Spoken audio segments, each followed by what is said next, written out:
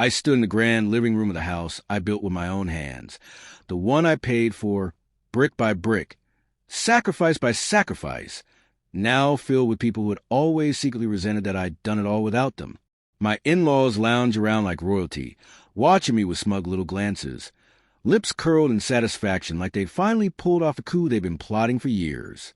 My wife sat perched on the edge of the couch, arms crossed, a smirk twitching at the corners of her mouth.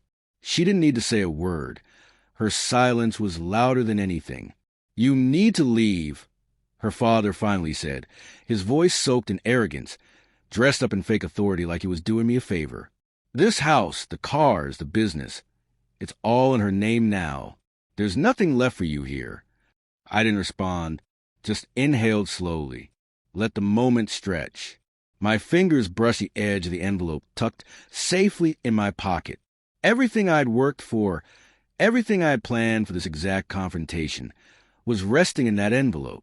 I looked around the room, met each pair of eyes, hers first, then her father's or mother's, and finally her deadbeat brother's. They all wore the same expression. Smugness dressed up as pity, as if I were some fool who never saw it coming. But they had no idea.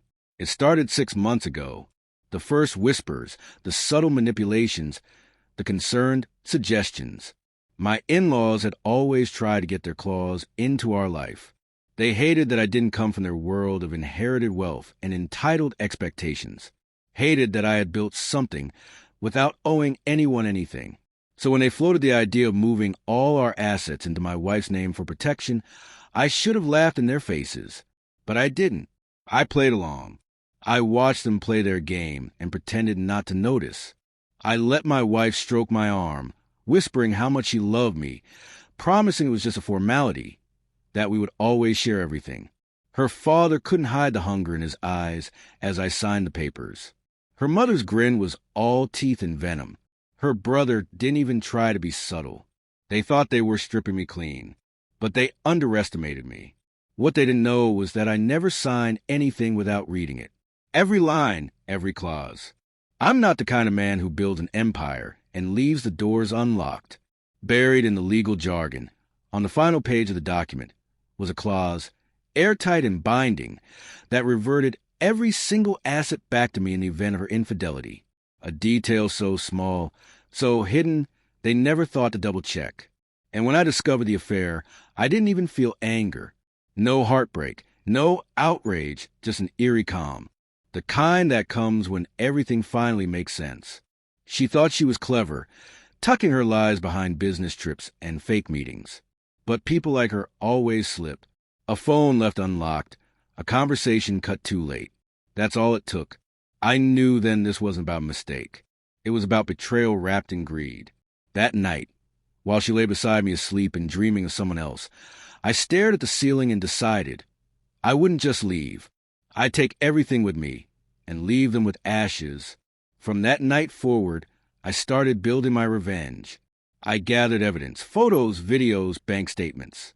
I moved my money quietly and thoroughly, liquidated assets, funneled resources, shifted ownership of properties they didn't even know existed. And then I waited. I waited for them to feel bold enough to strike first. Now here we were. "You need to leave," her father repeated, his voice sharpening. "Now." I pulled the envelope from my pocket with slow, deliberate movements. I wanted them to feel the weight of every second. I placed it on the coffee table with a quiet finality. My wife scoffed, reaching for it with that same amused smirk. She began to read, lips parting with disbelief, eyes flicking over each page faster, her expression unraveling from amusement to confusion, then to panic. What is this?" she muttered. "Surprised?" I asked calmly. "You shouldn't be. You were so desperate to take everything from me. But you never considered that I might have seen this coming." Her father snatched the papers, his face turning crimson as he scanned the text. "Infidelity clause." I said, savoring the way the words hit them like a slap. "Everything you just tried to steal? It's mine again. Every last thing." The silence was a living thing now, dense, suffocating. "You bastard," her brother growled, lunging at me. I stepped aside easily, watching him stumble forward, tripping on his own rage. He was never good at anything but leeching. "You did this on purpose," my wife whispered, her voice cracking, her eyes wide with disbelief. I leaned in just enough for her to feel the cold certainty in my voice. Of course I did. Her mother clutched at her husband's arm, panic twisting her face. "There has to be a way around this. There has to be." "There isn't." I cut in, flat and final. "It's airtight. You'd know that if any of you had actually read what I signed." Her father slammed the papers down. "This won't hold up in court. We have better lawyers than you could ever afford." I smiled, not because I was amused, but because he still didn't get it. "I'm counting on it." You see, that was the second part of my plan. They blinked. "The media," I said. "The exposure. The press releases are already scheduled. Headlines will break before the end of the day. Your daughter's affair. The fraudulent transfer of assets. The attempt to manipulate a legal contract. Your family's name will be everywhere. By the time you try to challenge this in court, you'll be too busy putting out PR fires to even breathe." They were unraveling now. Her mother pale, trembling. Her father pacing, furious. Her brother sitting in stunned silence, eyes blank. Then I delivered the final blow. "You have 24 hours to vacate this house." My voice was quiet, controlled, but it cut like a razor. My wife's mouth opened, but nothing came out. She was shaking now, hands gripping her knees like she was trying to stay upright. "I own everything now," I continued. "The house, the cars, the accounts. You have nothing. You are nothing." Her father looked like he wanted to strike me. Her mother looked like she might faint. And her brother, finally understanding, just sat there, small and silent.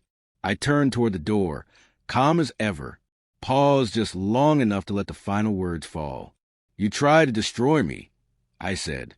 A slow breath escaped my lips. "Now you get to watch as I erase you instead." And I walked away. I didn't look back.